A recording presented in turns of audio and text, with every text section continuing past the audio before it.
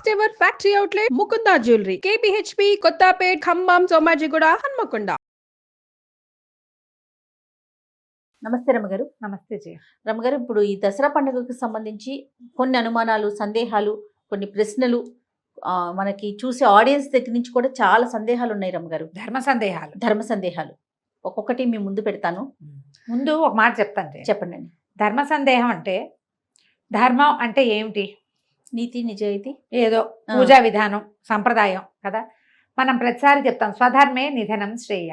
ఈ ధర్మము అంటే ఏమిటంటే ప్రధానమైంది మన తాలూకు మతం, మనం ఎలాంటి విధానాన్ని అవలంబిస్తున్నామో దాన్ని బట్టి, దానికి మన ఊర్లో ఉన్న విధానం, మన సమీప దేవాలయంలో ఉన్న విధానం, మన ఇంట్లో ఉన్న విధానం, పూజలకి ప్రధానమైంది ఇది. లేదా ఒక గురువు గారిని అనుసరించడం, ఒక పురోహితుడు, ఒక్క గురువు, పురోహితుడిని అనుసరించడం. ఆయన చెప్తాడు పాపం పుణ్యం తప్పు ఒప్పు అన్నీ వారివే, ఆయన చెప్పినట్టు చేసేసుకుంటే మీకు ఏ భయం ఉండదమ్మా. కొన్ని వందల సార్లు ఈ మాట చెప్పాం.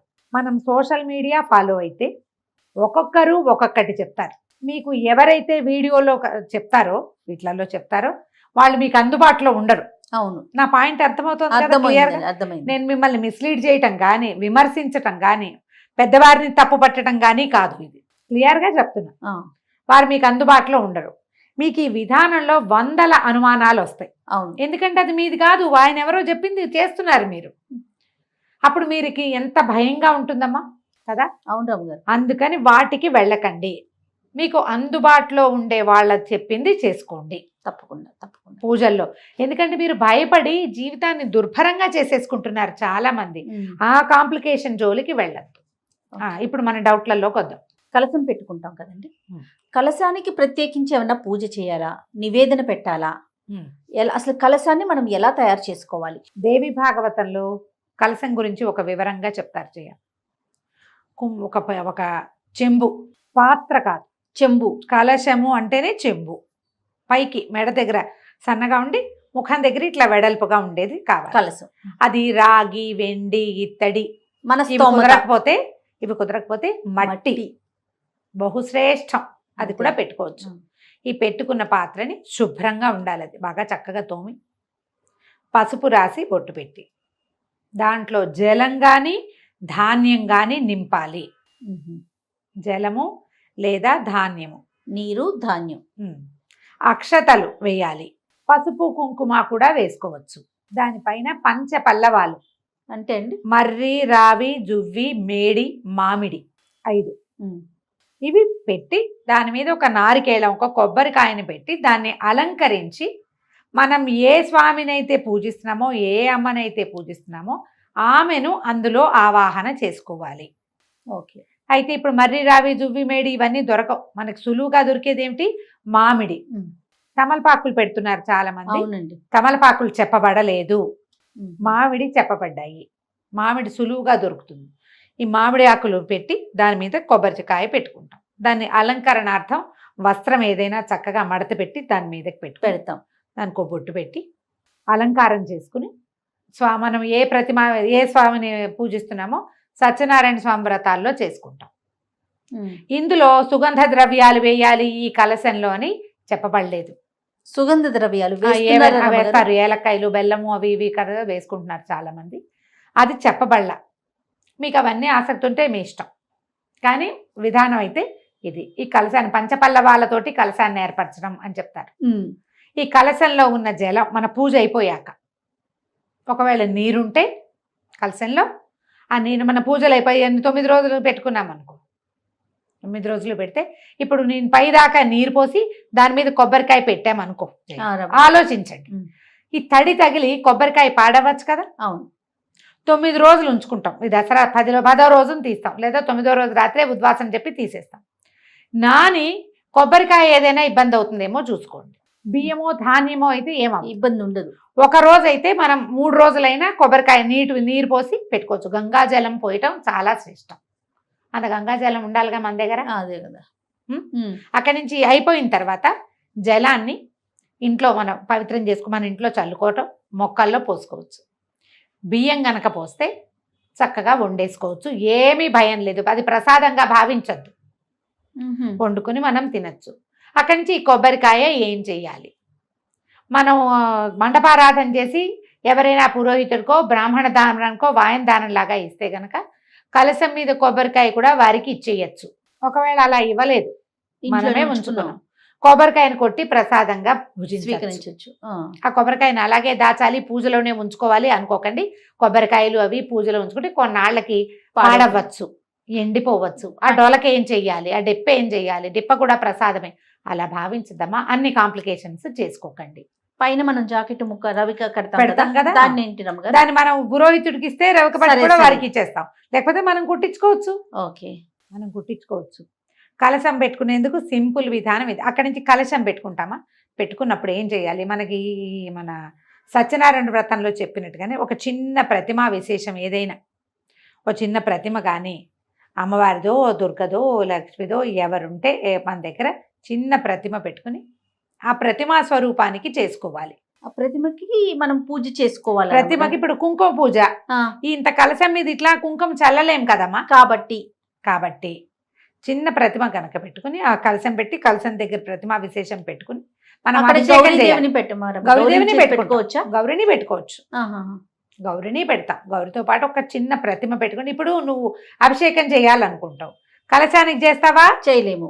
గౌరీదేవి పసుపుతో చేసిన గౌరికి చేయలేకపోతాం. ఇప్పుడు ఎవరికి చేయాలి, ప్రతిమకి. ఒక చిన్న ప్రతిమ, మీరు ఒక బంగారుదో వెండిదో రాగి అమ్మవారివి రాగివి దొరుకుతాయి, చిన్న త్రిపుర సుందరి అవి వేసి వెనకాల శ్రీచక్రం వేసినవి, అటువంటిది ఏదైనా ఒకటి తెచ్చి పెట్టుకోండి. శుభ్రంగా తోమేసి పెట్టుకుంటే మనం ప్రతిసారి పూజలో పెట్టుకుంటాం, మళ్ళీ తీసి మన పూజలోనే ఉంచుకుంటాం. ఏటా కొనుక్కోవాలి అక్కర్లేదు, కొనుక్కోవాలన్న ఇదేం లేదు. మన ఇంట్లో ఉన్న ప్రతిమ శుభ్రం చేసుకోవటం, మనం ఆవాహన చేసేటప్పుడు ఆ ప్రతిమా విశేషంలోకి కూడా అమ్మవారిని ఆవాహన చేసుకోవటం. ఇప్పుడు ప్రతిమ కావాలి కదా మనకు ఒక స్వరూపము. ఆవాహన అంటే ఒక విషయం అమ్మగారు, ఇప్పుడు మనకి బయట ప్రతిమలు కనిపిస్తా ఉన్నాయి, కలశం మీద పెట్టడానికి అమ్మవారి ముఖంతో చక్కగా మొత్తం పూర్తిగా అన్ని ఉన్నట్లుగా, ముఖం కళ్ళు ముక్కు అన్ని శరీరవయవాలతో ఉన్నట్లుగా కనిపిస్తా ఉన్నాయి. అది పెట్టుకునేటప్పుడు ఏమైనా ప్రత్యేకమైన నియమాలు పాటించాలా, అది ఎవరిమైనా పెట్టుకోవచ్చా? అవి కొత్తగా వచ్చినాయి కదా జయ, అదేంటంటే స్పాంజీలు కూరి, గుడ్డలో స్పాంజ్ కూరి చేసింది, ఊరికే అలంకరణార్థమేనమ్మా, అలంకారం కోసమే. మీరు అలంకరించుకున్న దాన్ని ఒక స్వరూపంగా మీరు అనుకుంటున్నారు, తర్వాత అన్ని తీసేస్తారు ఏ ముక్క కా ముక్క, అవునా కాదు? అవును రమ్మ గారు. ఇప్పుడు అందుకని దాని బదులు జల కలశం పెట్టుకోండి. మీకు కావాలంటే, మీకు ప్రతిమ మీద ఆసక్తి ఉంది, ఇట్లా చక్కగా అలంకారం చేసుకో పెట్టుకో.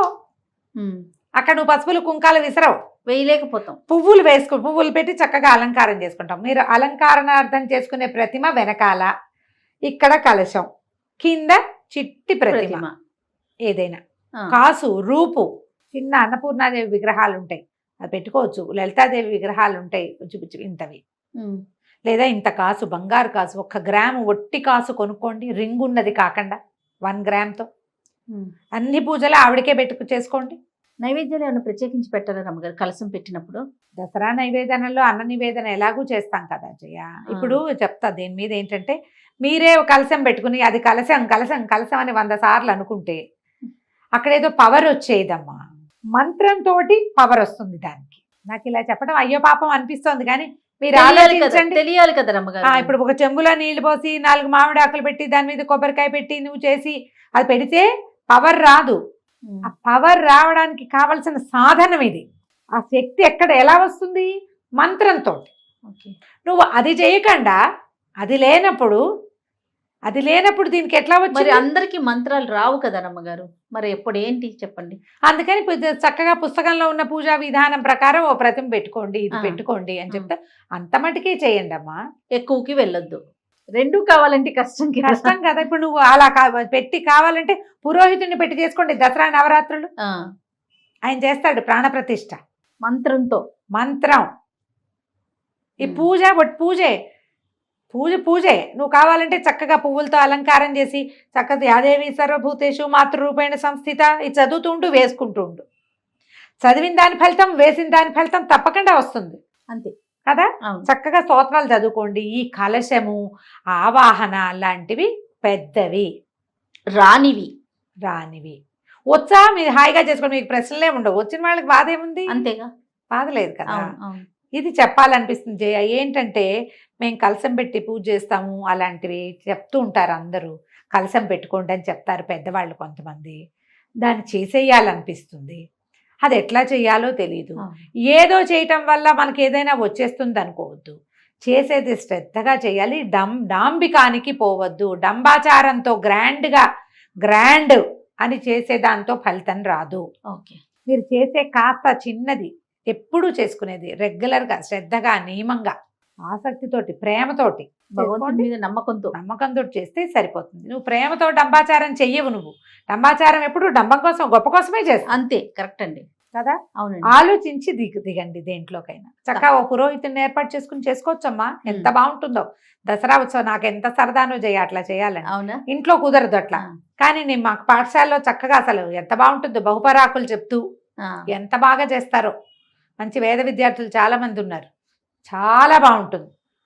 ఖచ్చితంగా ఒక రోజైనా వెళ్ళి నేను మొత్తం సేవాకాలం అంతా కూర్చుంటాను అక్కడ. ప్రతిరోజు వెళ్ళైపోతా. కానీ మనం చక్కగా ఇంట్లో మామూలు పూజ చేసుకోండి, సింపుల్గా పూజ చేసుకుని ఏదైనా చదువుకోండి. సాయంకాలం ఏ శంకర మఠానికో ఏ దేవాలయానికో వెళ్ళి మొత్తం పూజ అంతా చక్కగా మంత్రం చక్కటిది వినండి. ఆ పవర్ అందులో ఫీల్ అవుతారు మీరు. అవును.